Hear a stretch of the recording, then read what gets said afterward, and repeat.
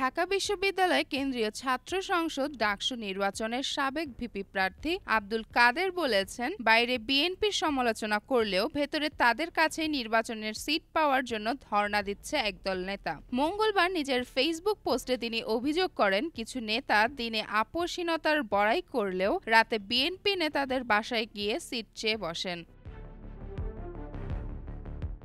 তার ভাষায়, মিডিয়ায় যারা গলাবাজি করে তারাই আবার রাতে সালাউদ্দিন আহমেদের বাসায় ৩ বার আর মির্জা ফখরুল ইসলামের বাসায় একবার মিটিং করে ২০টি সিটের জন্য। কাদের আরও লিখেছেন, এই নেতারা একদিকে বন্ধুত্বের আড়ালে ব্ল্যাকমেইল করেন, অন্যদিকে মাইনাসের রাজনীতি চালান। কয়েকজনের হাতে দল কুক্ষিগত করে নিজেদের আসন নিশ্চিত করলেই নীতির প্রশ্নে আপোষ করতেও তারা প্রস্তুত। তিনি অভিযোগ করেন, যারা স্বাধীনভাবে রাজনৈতিক সিদ্ধান্ত নিতে চান তাদের লাল টুকটুকে স্বপ্ন বিক্রির অপবাদ দেয়া হয়। তিনি বলেন, দলের মাইনাস রাজনীতি, কোড়ামবাজি আর কুক্ষিগত নেতৃত্বের কারণে বাকিদের ঘুম ভাঙানো দরকার। কাদেরের এই বক্তব্য রাজনৈতিক মহলে নতুন আলোচনার সৃষ্টি করেছে। চেমন ফারিয়া, জনকণ্ঠ।